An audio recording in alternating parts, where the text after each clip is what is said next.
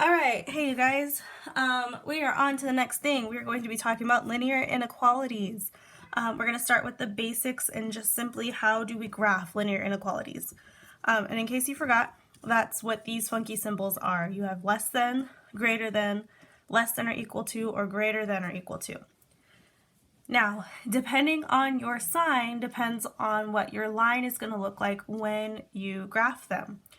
If you have less than or greater than, you will have a dashed line. It will be a dashed line. If you have less than or equal to or greater than or equal to, it will be a solid line. Okay, the easiest way to remember that, if you have a solid line under your inequality sign, then it will be a solid line when you graph it. If you do not have a solid line, then it will be dashed. All right, now with shading, because unlike regular equations, you just draw the line and you're done, with inequalities, you actually have to shade.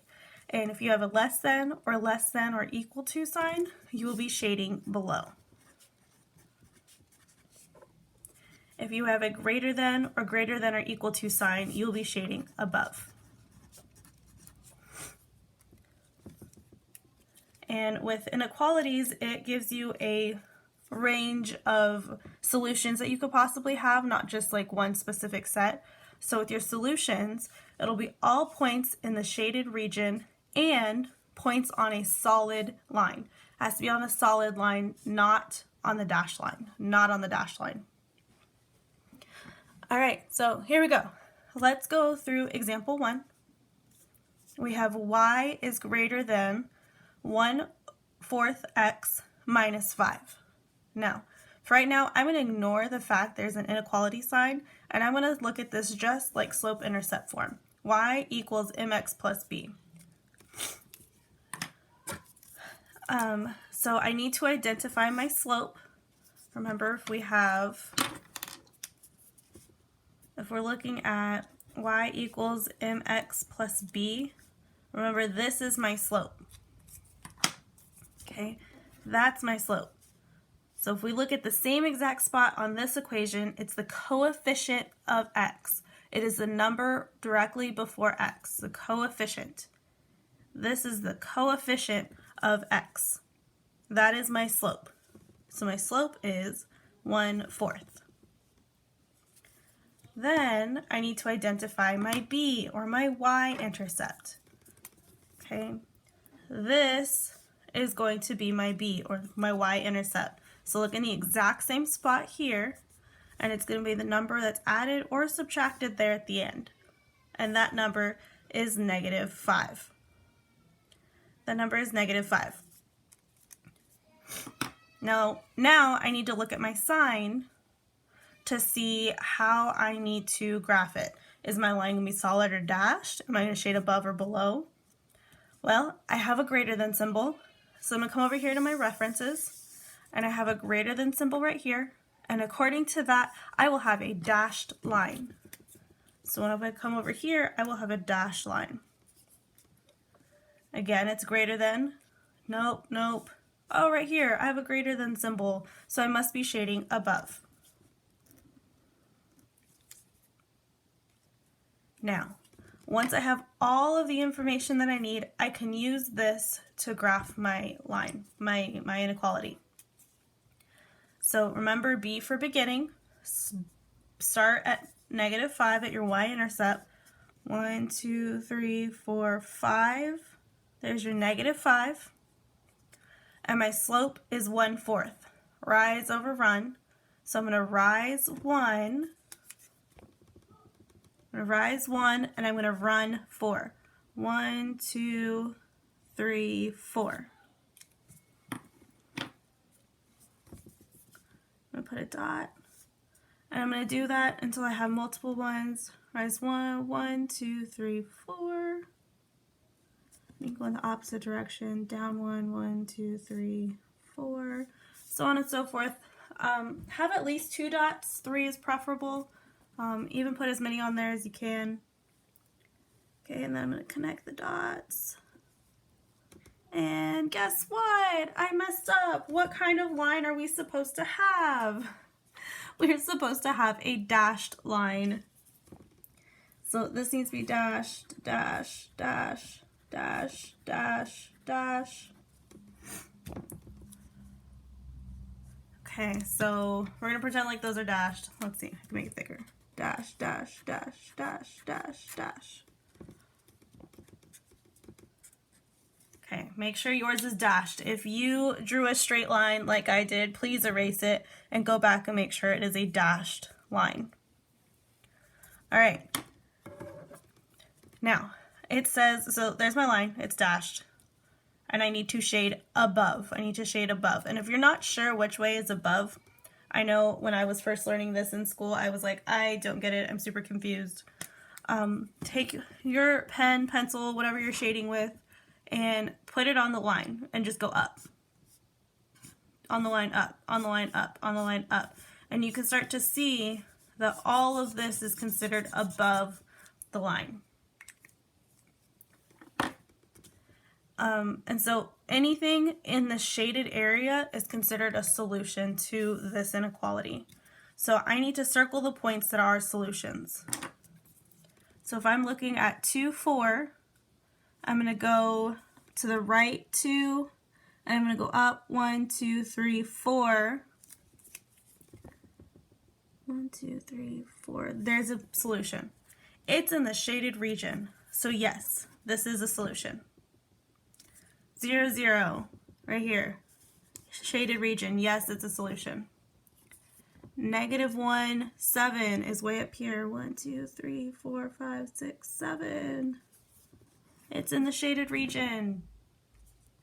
-3, -5. 1, 2, 3, 1, 2, 3, 4, 5. And you can't really tell, but yes, it is a solution. Yes, it is in the shaded region.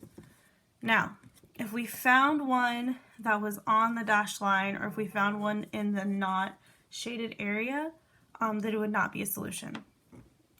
So what I want you to do is to pause the video and see if you can do this next one on your own. When you feel ready, push play, and I will explain this problem. Okay, here we go. Example number 2. Now, the only way I'm going to be able to pick out my slope and my y-intercept is if I put this in slope-intercept form, and right now it is in standard form. So remember, to get from standard form to slope-intercept form, my first step is to subtract ax. Here's standard form, y equals, oh no, not that, sorry. Ax plus b, y equals c, that's standard form.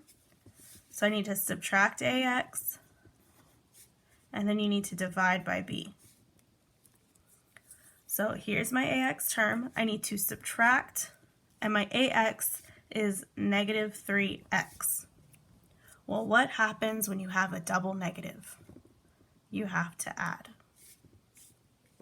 What you do to one side, you got to do to the other. Okay, so that goes away. My y comes down. And then when converting from standard form to slope-intercept, never put these two things together. So we just have 3x minus 2. And then bring your sign down. So here is an inequality in slope-intercept form. And I can do exactly as I did before. Oop, wrong color, one side. There's my slope, it's 3.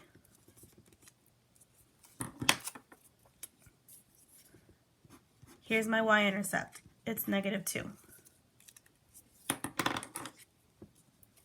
Okay, I have greater than or equal to. No, yes, greater than or equal to, they look the same, so I have a solid line.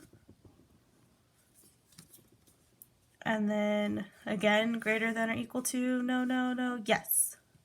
I have a, I'm going to shade above. Okay, so I'm going to use this information to graph my line, graph my inequality.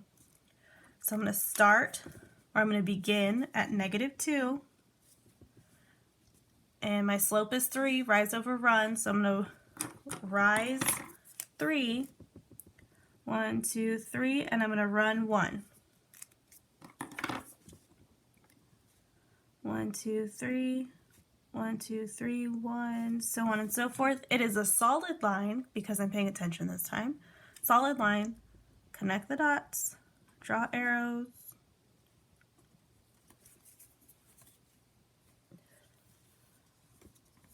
Okay, if you have a ruler, this would probably work a whole lot better. Or you can use your ID. IDs are great straight edges in math. And I'm going to shade above. So again, take your pen, pencil, highlighter, whatever you're using, put it on the line, go up, on the line, up, on the line, up, so on and so forth, until you realize this whole thing are where the solutions lie.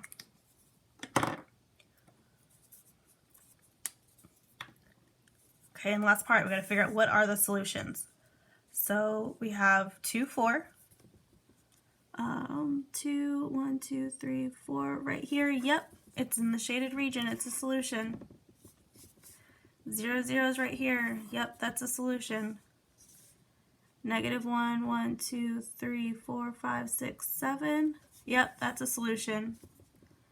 -3, so we have 1, 2, 3, and then goes down to -5. 1, 2, 3, 4, 5. 1, 2, 3, 1. Yes, yes, that will be a solution. So yet again, we're going to circle all of those answers. That is, all 4 of those are solutions to this inequality. Okay, let's try it again. Example number 3, pause the video, try and do it on your own.